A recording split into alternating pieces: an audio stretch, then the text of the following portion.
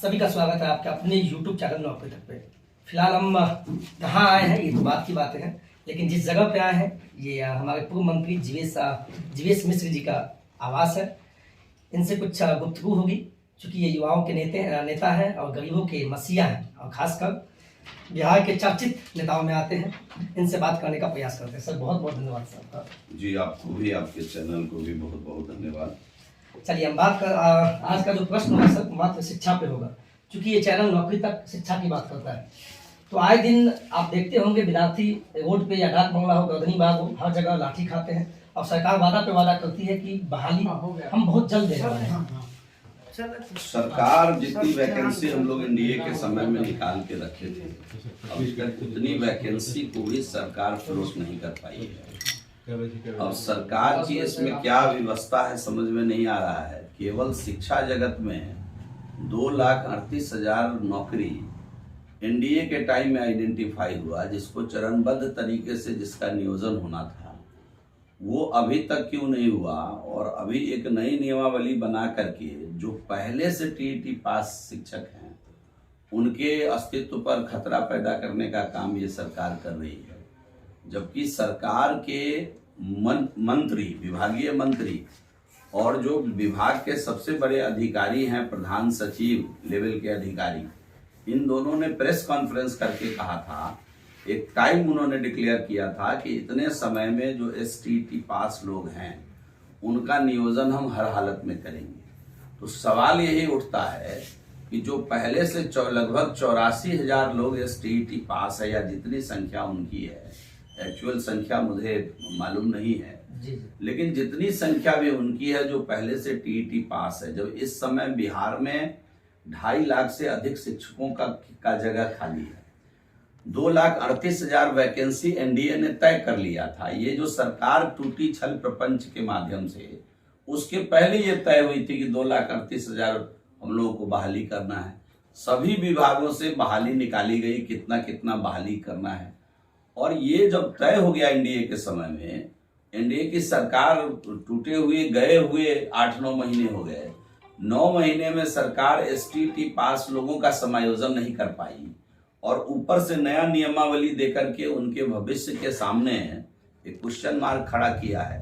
तो मेरी आपत्ति इसी पर है कि चूंकि वैकेंसी 2.5 लाख है, लगभग 2.5 लाख बिहार के अंदर से शिक्षा विभाग में वैकेंसी है, और जितने स्कूल को आपने हाई स्कूल में अपग्रेड किया है वो सबके एक्चुअल स्ट्रेंथ को जब हम लेंगे तो आप जान लीजिए आज के दिन में केवल टीचर का 4 लाख वैकेंसी बिहार के अंदर है। सर क्या लगता है आपको, जो आप जरा उसको समझ लीजिए, जब आपने इस विषय को उठाया समझ लीजिए कि केवल 84,000 लोग पास होकर के बैठे हुए हैं एसटीटी का, उनका समायोजन कर दीजिए आप। आपका जो पुराना पाप है वो मिट जाएगा और बाकी जो बचे हुए 2.5 लाख 2 लाख जो टीचर है उसको नए नियमावली बीपीएससी से करना है, करिए। आपत्ति क्या है सर इसमें तो सीटेट बीटेट भी पास है, जो आप करिए ना। मेरा वही सवाल है ना कि जो बैठे हुए हैं पहले से, आपके पास वैकेंसी है, आप ही की व्यवस्था ने एसटीटी का एग्जाम लिया ना।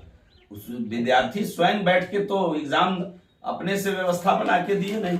यानी आपके कहने का मतलब विधायक जी ये हुआ कि आप कहते हैं पहले इनको बहाल कीजिए, इसके बाद आप एग्जाम। निश्चित रूप से कि कोई भी व्यवस्था जो अभी तक चल रही थी उस व्यवस्था के तहत कोई छात्र उम्मीद पाल के एसटीटी का एग्जाम दिया, पास हो गया। अब आप उनको नए नियमावली से कह रहे हैं एग्जाम दीजिए तब आपको हम राज्यकर्मी का दर्जा देंगे। तो अभी तक जो व्यवस्था सरकार ने चलाया था, अभी आप पिछले साल भी देखे होंगे एनडीए के समय में जदयू के ही मंत्री उस विभाग के मंत्री थे और आपने देखा होगा कि उन्होंने नियोजन के तरीके से शिक्षकों को बहाल करने का काम किया।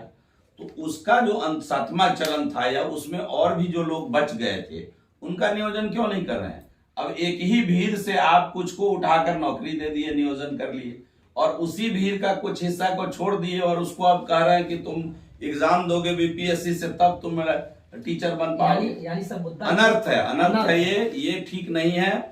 ये शिक्षकों के, ये बिहार के बेरोजगार छात्रों के साथ, एसटीटी पास शिक्षक अभ्यर्थियों के साथ नाइंसाफी है, ये ठीक नहीं है।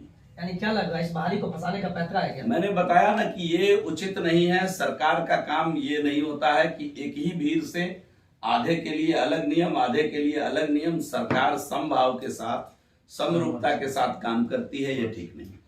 तो सर ये कहना चाहेंगे जो हमेशा बोलते हैं सर नियुक्ति पे नियुक्ति दे रही है, क्योंकि आपकी सरकार में तो उस समय भी नियुक्ति बहुत मिली है, लेकिन उनका कहना है कि हम नियुक्ति दे रहे हैं। नियुक्ति को लटका रही है ये सरकार, दे नहीं रही है। अब आप देख लीजिए ITI का 2258 इंस्पेक्टर का सारा काम करके हम लोगों ने फाइल को भेजा मार्च अप्रैल में तकनीकी आयोग को। टोटल जितना क्वेश्चन उन्होंने रेज किया, 3 साल तक 2 साल पहले से क्वेश्चन रेज कर रहे थे। जब मैं आया तो मैंने एक एक क्वेरी किया, एक एक क्वेश्चन रेज किया। भाई हमारे पास इसका सिलेबस नहीं है, हमने सिलेबस बनवाया। सिलेबस बना के जब तकनीकी आयोग को गया तो 3 महीने फाइल रखने के बाद कहे कि साहब हमारे पास जो है इसका रिजर्वेशन रोस्टर नहीं है। एक एक चीज क्लियर करने के बाद तकनीकी आयोग में 2258 इंस्पेक्टर की बहाली का फाइल गए हुए आज 1 साल से अधिक हो गया और अभी तक सरकार उसकी वैकेंसी क्रिएट नहीं की है। तो सरकार की मंशा वैकेंसी देने का नहीं है।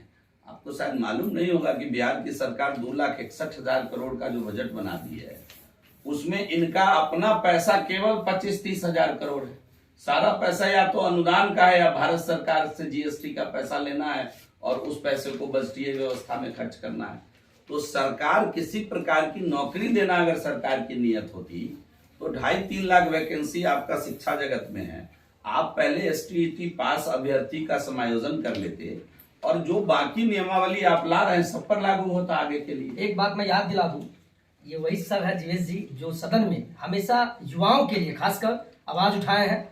आप लोगों ने देखा भी है, जब जब इन्होंने आवाज उठाया है तो सदन गरमाया है। यहाँ तक कि मार्शल के द्वारा, जो कि एक लोकतंत्र के लिए ये तो बहुत, उस दिन का जो घटना था मार्च का सर, देखिए उस दिन बात ये हुई कि साहब जो मुख्यमंत्री हैं वही सरकार के गृह मंत्री भी हैं बिहार सरकार के। मुख्यमंत्री के पास ही गृह विभाग है और मुख्यमंत्री जो गृह मंत्री हैं उनके गृह जिला में दंगा हो गया। मैंने सदन में यही कहा कि मुख्यमंत्री से अपना गृह जिला नहीं संभल रहा है, उनको सदन में आकर जवाब देना चाहिए। और यह बात नागवार गुजरा विधानसभा अध्यक्ष को, वो जवाब मुख्यमंत्री से नहीं दिलवाना चाह रहे थे क्योंकि मुख्यमंत्री उसमें गिर थे। इस नाते उन्होंने विपक्ष के साथी को ही बाहर करने का निर्णय ले लिया।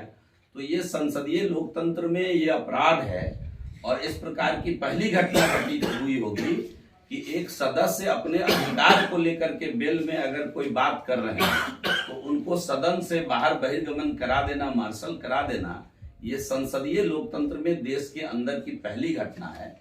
इससे ये मालूम चलता है कि जो विधानसभा अध्यक्ष हैं वह वो न्यूट्रल नहीं है, वो किसी दल विशेष के कार्यकर्ता बनकर के वहां आसन पर बैठकर काम कर रहे हैं। इसकी पूरे देश दुनिया में इसकी निंदा हुई है।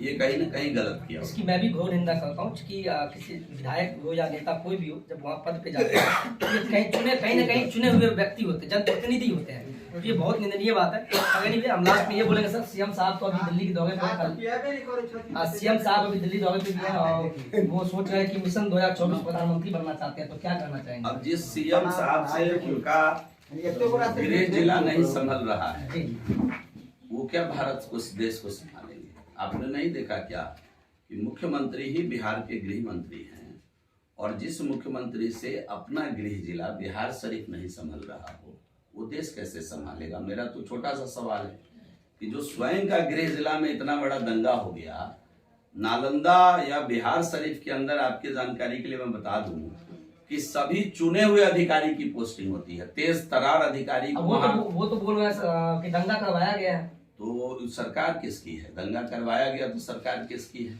वो बैठे हुए क्यों हैं? दंगाई को पकड़ करके पर्दाफाश क्यों नहीं करते हैं?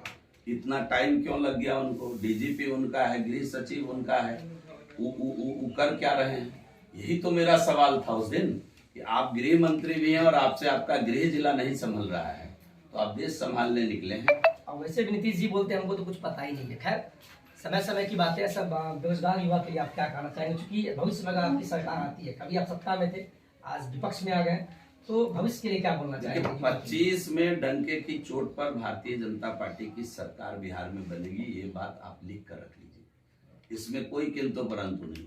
और जब मेरी सरकार आएगी, जैसे एनडीए में भी हम लोगों ने हर विभाग की वैकेंसी क्रिएट करके माननीय मुख्यमंत्री जी के संज्ञान में लाया था, तभी मैं बता रहा हूं कि केवल शिक्षा विभाग में 2,38,000 वैकेंसी निकाली गई थी एनडीए के टाइम पे। 1.5 लाख के लगभग वैकेंसी केवल स्वास्थ्य विभाग के अंदर क्रिएट की गई थी। इसके बाद इन्होंने धोखे से गठबंधन को तोड़ा और नए साथी के साथ सरकार चला रहे हैं। बिहार के मैंडेट को धोखा देते हुए नई सरकार चला रहे हैं, तो चलाएं, लेकिन जो वैकेंसी है बिहार के हित में है, बिहार के युवाओं के हित में है, उस वैकेंसी को युद्ध स्तर पर पूरा करने का काम करें। जो बीपीएससी का एग्जाम है वो 6 एक साल में क्लियर नहीं हो पा रहा है, एक बैच का एग्जाम। तो यही सवाल है कि जब आप रेगुलर एग्जाम बीपीएससी का समय पर नहीं ले पा रहे हैं, टीचर की वैकेंसी निकाल के आप बीपीएससी से एग्जाम लेना चाह रहे हैं, तो वहां की व्यवस्था क्या है आपकी? पहले तो बीपीएससी के अंदर की व्यवस्था दुरुस्त होनी चाहिए कि ताकि समय पर हम इसका एग्जाम ले सकें। और आप जान लीजिए, हमने इस बार बिहार विधानसभा में युवा आयोग बनाने के लिए कॉल अटेंशन लाया, ध्यानाकर्षण लिया। सरकार ने उस ध्यानाकर्षण का नोटिस नहीं लिया। युवा आयोग क्यों नहीं बनाना चाहते हैं? पूरे देश के अंदर बिहार सबसे युवा प्रदेश है। आज बिहार की कुल आबादी का 58% यूथ है। 18 से 25 साल के अगर लड़कों की बात करें तो 58% बिहार के अंदर यूथ है। और उन यूथ के हित में आप युवा आयोग क्यों नहीं बनाना चाहते हैं? इतना सारा आयोग बना हुआ है युवाओं के हित को सुरक्षित संरक्षित करने के लिए। हमने युवा आयोग बनाने की बात सदन में किया और कॉल अटेंशन को अटेंशन में ही नहीं लिया सरकार। तो सरकार की मंशा साफ है कि बिहार की ये जो सरकार है बूढ़े सूढ़े लोगों की सरकार है और इनके दिमाग में युवा कहीं नहीं है। युवाओं के हित के लिए ये सरकार कभी उपयुक्त काम नहीं कर सकती है, कभी अच्छा काम नहीं कर सकता है। ये चिंता का विषय है। युवा आपके साथ, यानी आप पे विश्वास करें। लेकिन निश्चित रूप से युवा का कॉन्फिडेंस आदरणीय नरेंद्र भाई मोदी के ऊपर है, भारतीय जनता पार्टी की सरकार के ऊपर है। और यूथ ने ही, आपको मालूम होना चाहिए कि सभी लोगों ने मिलकर के सरकार बनाई। 24 में आप ले लीजिए कि फिर से यूथ एग्रेसिव होकर के नरेंद्र भाई मोदी की सरकार केंद्र में भी बनाएगी। और मैं दावे के साथ कह रहा हूं कि 25 में डंके की चोट पर बिहार में भी भारतीय जनता पार्टी की सरकार बनाएंगे। बिहार के मनमानस ने इस बात को अपने दिमाग में नोट करके रख लिया है। और जो अभी परिस्थिति बन रही है जंगल राज का, आप देखिए हर दिन कहीं बैंक लूटा जा रहा है। अब एक मिनट सर, कल भी क्या हुआ, एसटीटी अभ्यर्थी को अभिषेक झा हो गए, क्या उनको बताइए अरेस्ट किया गया और प्रशासन के द्वारा पीटा भी गया।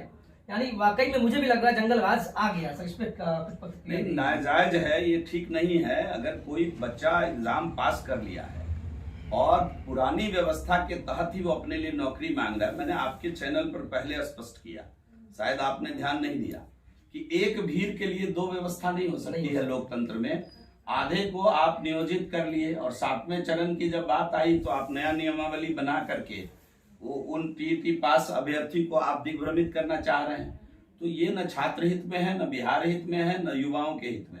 यही मेरा सवाल है। यानी ये वापस होना चाहिए नियमावली? क्या लगता है? नियमावली सरकार वापस करे नहीं करे सरकार का काम है, ये उस पर सरकार जो चलाते हैं उनको सोचना है। लेकिन ये बात तो तय है कि जो एसटीईटी पास अभ्यर्थी है पहले उनका समायोजन होना चाहिए। चलिए, बहुत बहुत धन्यवाद विधायक जी को कि इन्होंने अपनी बात को मुखर तरीके से रखा और सही बात भी है। हम सरकार से यही मांग करते हैं कि इस नियमावली को देखे, संशोधन करना पड़े तो करे और बिहार के युवा के बारे में सोचे। सर बहुत बहुत धन्यवाद बात करने के लिए। बहुत बहुत धन्यवाद आपको। आज के वीडियो में इतना ही। जय हिंद, जय भारत।